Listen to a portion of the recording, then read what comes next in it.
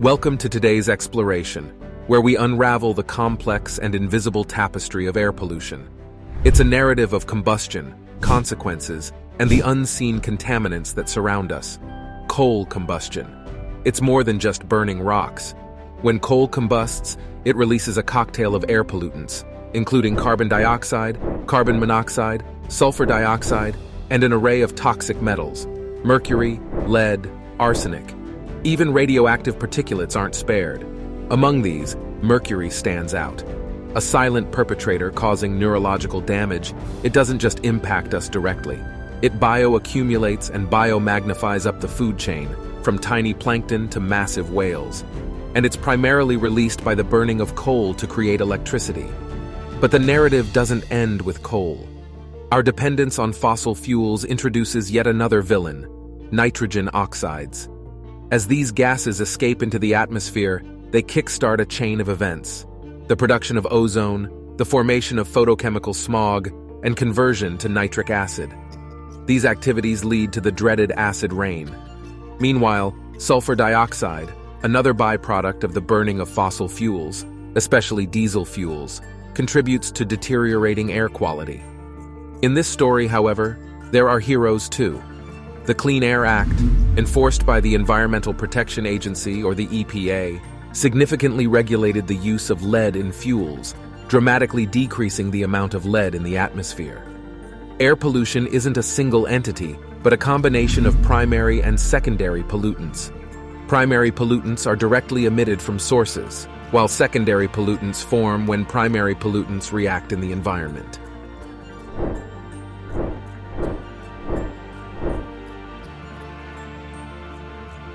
Let's dive into one of these secondary pollutants: photochemical smog.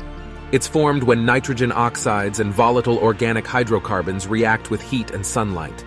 The result? A host of pollutants that cloud our skies. Nitrogen oxides plus VOCs plus UV light equals smog. And the problem has rhythm.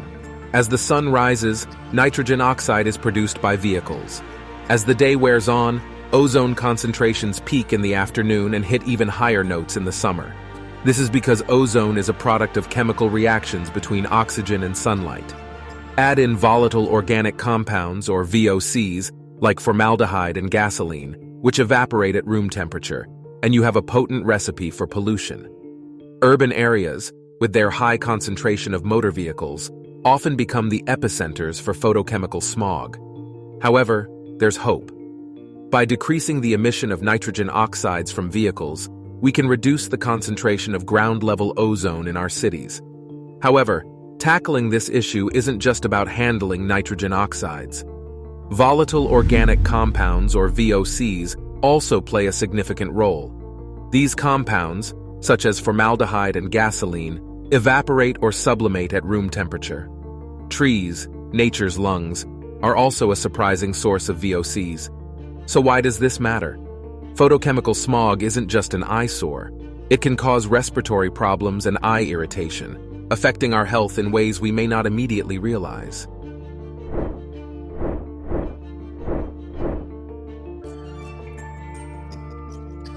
Our journey into air pollution doesn't end here. There's a phenomenon that can exacerbate these issues: thermal inversion. In this event, the normal temperature gradient in the atmosphere flips.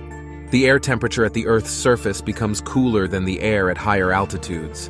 This inversion forms a sort of lid, trapping pollution, especially smog and particulates, close to the ground. The air layer closest to the Earth's surface is denser than the layer above it, so it resists circulating, holding these pollutants hostage at ground level. A specific example of this? Smoke from forest fires, which can affect air quality over larger areas for many days, especially when a persistent atmospheric inversion exists.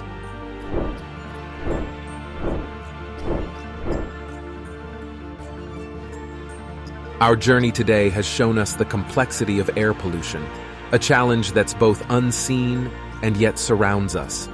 It's a battle that's waged not just for us, but for the future of our planet. The challenge may be great, but so too is our ability to make a change.